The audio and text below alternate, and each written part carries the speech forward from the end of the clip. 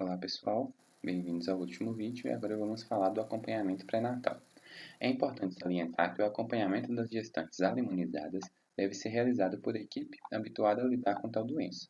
Isso porque, apesar de alguns parâmetros ultrassonográficos e Doppler velocimétricos sugestivos de anemia fetal serem objetivos, outros são subjetivos e dependem do operador. O acompanhamento das pacientes deve adotar o seguinte protocolo, figura 8. Figura 8. Fluxograma de acompanhamento das gestantes alimunizadas na clínica obstétrica do Hospital das Clínicas da USP. Pesquisa de anticorpos irregulares, PAI. Se negativo, segue a rotina pré-natal e continua fazendo a pesquisa de anticorpos irregulares mensalmente. Se a presença de anticorpos atípicos é hemolítico, encaminha para o setor especializado. Se presença do anticorpo anti-D, faz o fator RHD do genitor. Se negativo, continua a rotina pré-natal.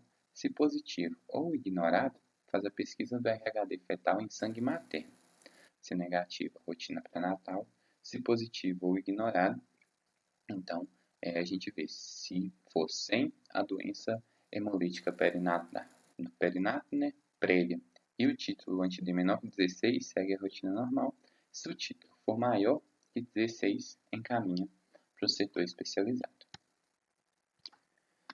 Gestantes não sensibilizadas devem realizar a PAI inicialmente e a profilaxia com imunoglobulina anti-D, segundo o item prevenção desse capítulo. Nas gestantes sensibilizadas sem histórico de doença hemolítica perinatal e com títulos anti-D menor que 16, realiza-se a determinação mensal dos títulos de anticorpo. Nas gestantes com título anti-D maior que 16 ou antecedentes de doença hemolítica perinatal, independente do título de anticorpo, são encaminhados para o setor especializado para pesquisa de anemia fetal. Na ausência de suspeita de anemia fetal, o retorno é realizado a cada 3 a 4 semanas, nos casos sem antecedente ou com história leve. As gestantes com antecedente moderado ou grave serão reavaliadas a cada 1 a 2 semanas. Todas as pacientes são orientadas a procurar imediatamente o serviço de pronto atendimento em caso de redução da movimentação fetal. Quando a avaliação fetal identifica a presença de derrame cavitário, hidrópsia ou aumento da velocidade máxima da artéria cerebral média, realiza-se cordocentese para determinação do nível de hemoglobina fetal, confirmação da anemia e transfusão intrauterina. Os casos em que a medida estiver entre 1,5 e 2, sem antecedente ou com histórico leve de doença hemolítica perinatal e sem alteração ultrassonográfica, podem ser reavaliados em 2 a 3 dias com o intuito de confirmar o aumento da velocidade máxima da artéria cerebral média e minimizar a taxa de falso positivo. Transfusão intrauterina. O primeiro passo na terapêutica fetal para a imunização é a cordocentese, que deve ser seguida pela ultrassonografia para a determinação precisa do local da punção. Deve-se dar preferência para a função do cordão na inserção placentária. A cordocentese não é realizada antes da 17ª semana de gestação, porque a hemólise fetal na imunização RHD necessita da maturação do sistema retículo endotelial, que começa a ocorrer a partir dessa idade gestacional. Na maioria dos centros, no entanto, prefere-se iniciar a cordocentese a partir de 20 semanas de gestação, quando o cordão já é mais espesso, o que permite um procedimento mais seguro. Dosa-se imediatamente a hemoglobina no sangue obtido pela cordocentese, enquanto o operador injeta solução salina para confirmar a punção da veia umbilical. Preferencialmente, a transfusão deve ser realizada na veia, e caso se tenha funcionado a artéria, a agulha deve ser reposicionada para a veia.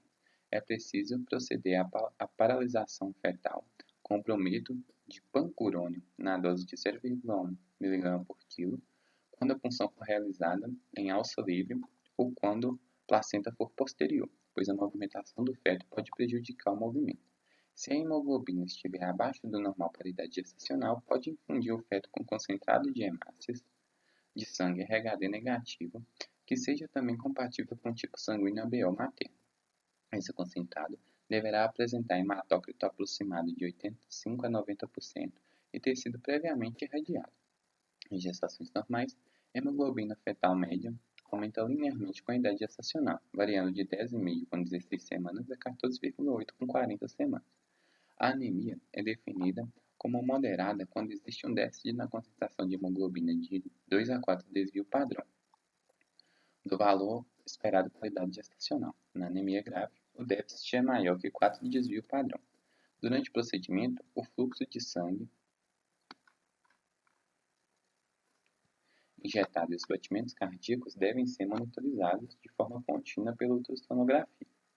Enquanto se realiza a transfusão, pode ocorrer bradicardia relativa decorrente da expansão do volume sanguíneo fetal. Ao final da transfusão, injeta-se aproximadamente 1 ml de solução salina e aspira-se outra amostra de sangue fetal para a determinação da hemoglobina pós-transfusão. O volume de sangue necessário para corrigir a anemia fetal é calculado considerando-se a anemia fetal pré-transfusão, a hemoglobina do sangue a ser transfundida, a hemoglobina pós-transfusão desejada e o volume fetoplacentário médio para a idade gestacional. Atualmente, o volume fetoplacentário médio é automaticamente calculado por programas de computador previamente alimentados com a fórmula do cálculo. Após a transfusão, os batimentos cardíacos devem ser monitorizados utilizando a cardiotagografia por um período aproximado de 2 a 4 horas. As transfusões subsequentes são programadas considerando-se uma queda média da hemoglobina em torno de 0,3 a 0,4 gramas por decilitro por dia, quando a estimativa da hemoglobina estiver abaixo de 10. No caso de feto gravemente comprometido com hidrópsia, essa queda pode ser maior e atingir 1 grama por decilitro por dia. Métodos não invasivos como ultrassonografia, monitorização dos movimentos fetais e dupla velocimetria e a cardiotacografia podem auxiliar a determinação do momento para uma nova transfusão. Um estudo recente avaliando a sensibilidade da dupla velocimetria da artéria cerebral média na predição da anemia fetal após a transfusão intrauterina demonstrou que já não apresenta resultados tão bons como para a predição em fetos não transfundidos, uma vez que as taxas de falso positivo aumentaram significativamente, com valores de 14,37% e 90% na primeira, na segunda e na terceira transfusão, respectivamente, 14%, 37% e 90%, para a sensibilidade de 95% de detecção de fetos gravemente anêmicos. Nos casos em que não é possível realizar a transfusão intravascular, realiza-se a transfusão intraperitoneal. Quando a punção revela hemoglobina fetal normal, uma nova cordocentese deve ser considerada de acordo com o protocolo de conduta. A sobrevida fetal após a transfusão intrauterina é de 94%, com variação de 70% a 100% para fetos não hidrópicos e de 74%, com variação de 50% a 91% para fetos hidrópicos. Tratamento adjuvante. Plasmaférese. Na plasmaférese, o plasma contendo anticorpos é removido e substituído por plasma-albumina em solução salina, reduzindo-se assim diretamente os anticorpos maternos e indiretamente os anticorpos fetais. Em alguns casos de aluminização RHD grave, a plasmaférese pode adiar a necessidade de transfusões fetais. Esse procedimento deve ser realizado entre 12 e 16 semanas de gestação, pois os níveis de IgG fetais nesse período são de 10 a 25% dos níveis maternos. A cada semana, 10 a 20 litros de plasma devem ser trocados. A efetividade da troca de plasma deve ser determinada realizando-se medidas quantitativas semanais dos níveis de anticorpo anti-D. Embora, em geral, haja redução de 50 a 75% desses anticorpos, eles aumentam rapidamente quando as trocas de plasma são interrompidas. Com frequência, ocorre rebote de 24 a 26 semanas de gestação, mesmo quando a plasmaférese é intensa e continuada. Esse método não pode ser usado como tratamento de primeira escolha isolado, pois apesar da troca intensiva de plasma, pode ocorrer óbito fetal por aluminização RHD grave. Imunoglobulina intravenosa. A transfusão intrauterina, tanto peritoneal como intravascular, é uma forma eficiente de tratamento da anemia fetal. Entretanto, alguns fetos já se encontram gravemente comprometidos em fases precoces da gravidez, o que torna a realização desses procedimentos tecnicamente difícil. O uso de imunoglobulina intravenosa em altas doses tem demonstrado graus diferentes de efetividade no tratamento de doenças imunológicas. Embora o mecanismo de ação da imunoglobulina intravenosa durante a gestação não seja completamente elucidado, foram propostas explicações à inibição do feedback, da produção de anticorpos maternos, bloqueio competitivo do transporte de anticorpos através da placenta e bloqueio competitivo dos receptores Fc no sistema retículo endotelial, diminuindo a fagocitose dos eritrócitos fetais ligados ao anti-D. A imunoglobulina deve ser administrada antes da presença da anemia fetal e, nos casos muito graves, pode ser iniciado ainda em torno de 8 semanas de gestação. A dose recomendada é de 0,4 gramas por quilo de peso materno por 3 dias consecutivos, devendo repetir a cada 3 semanas e mantendo o esquema durante as transfusões intrauterinas. O benefício maior desse tipo de tratamento é postergar a primeira transfusão e aumentar o intervalo entre elas. Parto. O parto é realizado entre 34 e 37 semanas nos fetos tratados com transfusão intrauterina, ou 37 e 40 semanas nos demais casos, sempre individualizando cada caso. A via de parto é conduta obstétrica. Prevenção. A imunização contra um determinado antígeno pode ser prevenida pela administração passiva de anticorpos contra aquele antígeno. Os anticorpos bloqueiam os sítios antigênicos e evitam que antígenos entrem em contato com os linfócitos do hospedeiro. Para prevenir a imunização RHD, administra-se imunoglobulina anti-D para gestantes RHD negativo. Entretanto, a imunoglobulina não terá efeito se a gestante já for imunizada. Portanto, antes da administração da imunoglobulina, pai não deve identificar anti-D no sangue periférico da paciente. Caso haja presença de outro anticorpo anti-eritrocitose não D, a profilaxia deve ser realizada. A administração de 100 microgramas de imunoglobulina anti-D neutraliza pelo menos 4 ml de sangue fetal, RHD positivo na circulação materna. Como a apresentação do frasco de imunoglobulina é 300 microgramas, ela é suficiente para neutralizar uma hemorragia fetal materna grave, 15 ml, sendo essa dosagem mais utilizada. No entanto, quando se deseja utilizar a dosagem exata ou nas suspeitas de hemorragia feto-materna abundante, deve fazer o teste de Klein-Hauer no sangue materno a fim de quantificar a hemorragia e adequar a dosagem de imunoglobulina. A imunoglobulina D é produzida a partir do plasma de indivíduos RHD negativos sensibilizados. Porém, com a redução na prevalência da autoimunização, tem sido necessário o uso de homens voluntários, os quais são submetidos a injeções repetidas de células RHD positivo. A imunoglobulina anti-D deve ser administrada nas seguintes situações quando o parceiro for RHD positivo: em gestantes RHD negativa não sensibilizada com 28 semanas de gestação, no pós-parto, em gestante RHD positivo ou RHD fraco,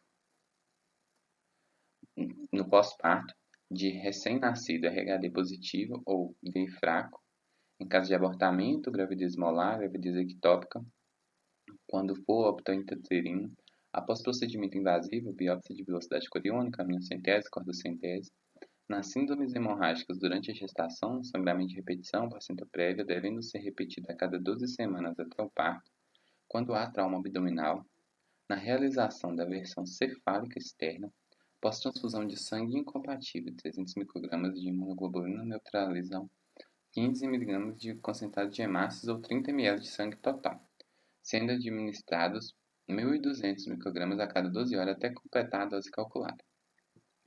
A imunoglobulina pós-parto deve ser administrada preferencialmente até 72 horas. O parto, o sangue do cordão umbilical é examinado para tipagem RHD.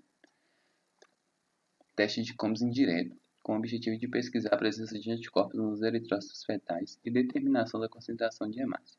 Se pai do sangue materno for negativo e o recém-nascido for RHD positivo ou não tem antipatía conhecida, é necessário administrar a imunoglobulina anti-D à mãe.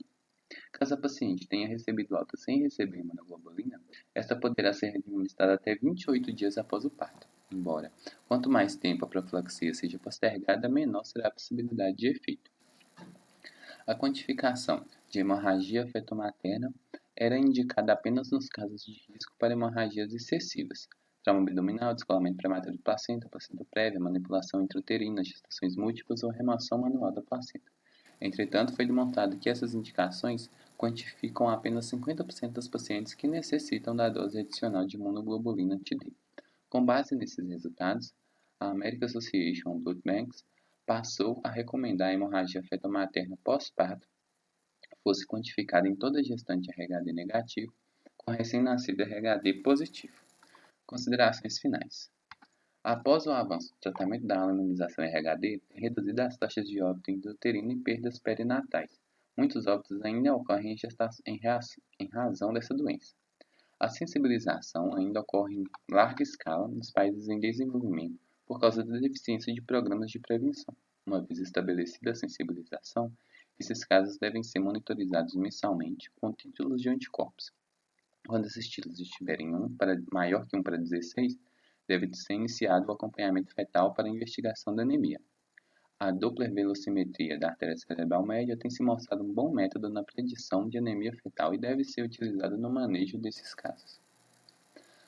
Devido à gravidade e complicações inerentes ao tratamento, transfusão intrauterina, esses casos precisam ser acompanhados em centros de referência. A determinação do RHD fetal no sangue materno facilita o acompanhamento dos casos, uma vez que fetos RHD negativo tornam desnecessária a monitorização frequente, tranquilizando o casal quanto às chances de comprometimento fetal. Ponto-chave: a aloimunização RH é a doença que pode ser prevenida e, portanto, todas as indicações para prevenção devem ser obrigatoriamente seguidas. A imunoglobulina anti-D para a prevenção da sensibilização está indicada nos casos de gestante RHD negativo não sensibilizados. Os casos em que títulos de anticorpos estão elevados, maior que 1 para 16, devem ser encaminhados para acompanhamento de centro de referência com monitorização de sinais de anemia fetal por meio de métodos não invasivos. A pesquisa de anticorpos irregulares deve ser solicitada para toda gestante que recebeu transfusão sanguínea, mesmo as RHD positivas. E por fim, as referências. Muito obrigado por ter assistido, se inscreva no canal e até um próximo capítulo.